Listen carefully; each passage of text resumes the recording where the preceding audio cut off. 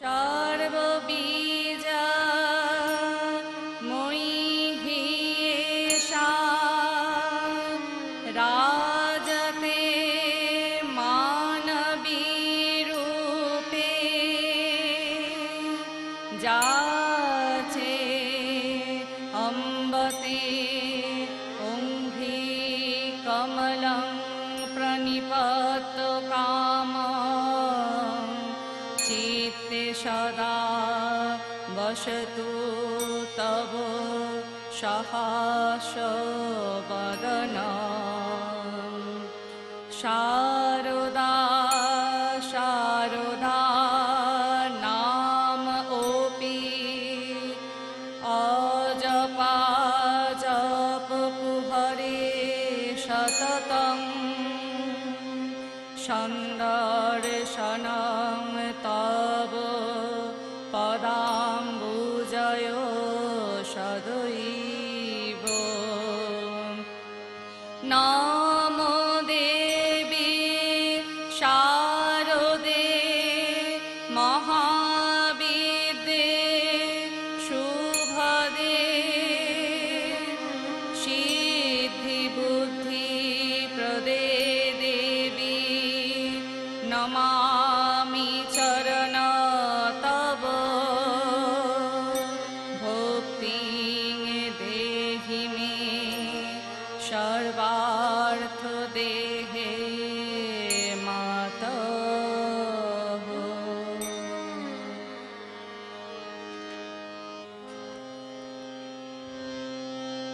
समस्त भक्त प्राणधन नमामि पाद पंकजं समस्त भक्त वरद नमामि पाद पंकजं समस्त भक्त प्राणधन नमामि पाद पंकजं समस्त भक्त वरद नमामि पाद पंकजं समस्त भक्त भक्तिदान नमामि पाद पंकजं समस्त भक्त वन्दिता नमामि पाद पंकजं समस्त भक्त वन्दिता नमामि पाद पंकजं समस्त भक्त वन्दिता नमामि पाद पंकजं नमामि पाद पंकजं नमामि पाद पंकजं नमामि पाद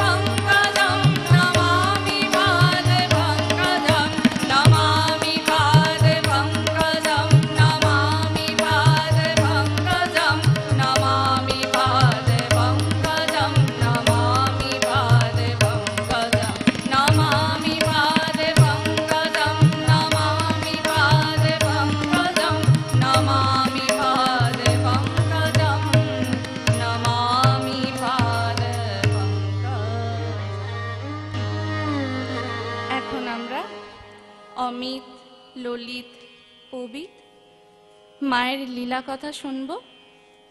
শ্রীনু শুভদম সুখদম ভবসারম শ্রী মাতৃনামম।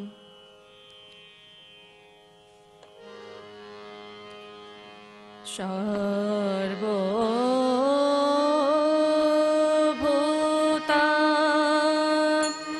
মনোবিলাসিনী হে জননী ভীতয়োস্মি দেবী শারদে শরণং গতয়োস্মি বুদ্ধিঃ বোধকর্ণা জগতাং সদাতাং সততাং সুখদা সন্তানাং কতে চরিত্রাম অখিলাং ভুবি বেদা ধীমান না ব্রহ্মা হরিঃ না চ ভব না সুরা তথায়ন্যে জানন্তি যেন তব দেবী পরং প্রভাবং ধ্যায়ন্তি তে অহং ব্রহ্ম মন্দ চিত্তা ধন্যাস্ত এব ভুবি ভক্তিপরা তব অম্ভো ত্যক্তা অন্য দেবতা ভজনং তোয়ি লীন ভাবা কুর্বন্তি দেবী ভজনং সকলং আকিঞ্চনং জ্ঞাত্বা সমস্तं জননী কিলকামধেনু।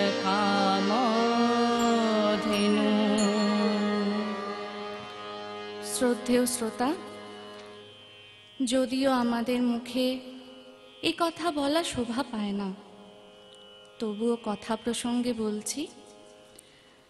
কাল আমরা মায়ের জন্ম কথা শুনেছি। অনেকেরই মনে এই প্রশ্নটি জাগে। প্রশ্নটি কি? প্রশ্নটি হলো, আমাদের এত সাধের দেহখানি কে নেবে? শ্মশানের অগ্নি, মাটি, শৃগাল নাকি কুকুর? আপনাদের মধ্যে যারা এমনটি ভাবেন, তাদের কাছে আমাদের একটাই অনুরোধ, আপনারা একবার একান্তে বসে ভাববেন যে অনন্ত কল্যাণকারী মা নামটি আপনারা শুনছেন তো? অখণ্ড এক রসামৃত কলেবরে পরাবর পরিব্যাপ্ত এবং দীপ্ত করে মা আমাদের মনের যে মূল, সেই মূলকে প্রত্যক্ষভাবে স্পর্শ করছেন। আর এতেই আপনাদের এই দেহখানি দিব্যতা লাভ করছে। একেবারে প্রত্যক্ষ প্রভাব, মা নামের প্রভাবেই এই দিব্যতা লাভ। এভাবেই আপনাদের যে দুশ্চিন্তা, সেটিরও নিরসন ঘটবে। আপনারা পরম আনন্দের কন্দ স্বরূপে মায়ের সাথে সম্বন্ধটা ধীরে ধীরে লাভ করবেন। শ্রোতা, মনে রাখবেন, এটি কিন্তু কোনো সামান্য ব্যাপার নয়। মায়ের অসমর্থ প্রেম মাধুর্যে আপনারা আপনাদের জীবন মায়ের সাথে নিত্য সম্বন্ধে ছন্দায়িত করে তুলুন। আর তাতেই আপনাদের দেহখানি নিয়ে যে ভাবনা, দুশ্চিন্তা, সেটিরও নিরসন ঘটবে। তখন মা আপনাদের বলবেন, চিন্তা করো না, আমি হাত ধরে নিয়ে যাব। মায়ের পায়ে পুষ্প অর্ঘ্যের মতন আপনার এই দেহটি তখন নিবেদন হয়ে যাবে। কাউকে কখনো বলতে হয়নি বা ভবিষ্যতেও কখনো বলতে হবে না। ত্রাহি সংসার অর্ণব জ্ঞান পোতিন মাং মাতে। স্মরণাং সিদ্ধিদাং, স্মরণাং সিদ্ধিদাং। স্মরণ করলেই হলো। মা নাম সদা স্মরণ করা, স্মরণাথ সর্বকামদম। মা নিজ মুখে বলেছেন, যারা কর্ণমাত্র ভক্তিযুক্ত তারাও আমাকে পেয়ে যায়। হয়তো আপনারা বলতে পারেন, কর্ণমাত্র ভক্তি এটা আবার হয় কি করে? ভক্তি আবার কর্ণমাত্র হয় নাকি? মা বলেছেন, যারা আমার পূজা নিরত করে, আমাতেই নিবিষ্ট থাকে যাদের চিত্ত, সগদগদ চিত্ত, শাস্ত্রনেত্র, আবার আত্মবিস্মৃত হয়ে যায় আমার এহেন সন্তানরা। আমার এই সন্তানরা না ব্রহ্মত্ব চায় না অমরত্ব চায়। এই ব্রহ্মত্ব অমরত্ব তাদের কাছে খুবই তুচ্ছ। তারা কখনোই কিছু বাঞ্ছাও করেন না, শুধু আকিঞ্চনতা লাভ করে। মাতৃগৌণ শ্রবণাহা শ্রাব্য গানয় নিত্যং মুদান্বিতা। কেবল মায়ের লীলাকথা শ্রবণেই আমাদের একমাত্রই সাধন। এরই কারণে শ্রোতা এ যুগে ধ্যান নয়, শুধু খোলা চোখে দেখা। শ্রোতা, আজকে আমরা যেখানে মায়ের প্রভুর লীলা পরিকর ঠাকুরের নেটো লাটু গাইতেন, আর মহাভক্ত গিরিশ ঘোষ যোগীর মতন না বসে নয়ন মেলে দেখে নাও তোমরা। যোগীর মতন না বসে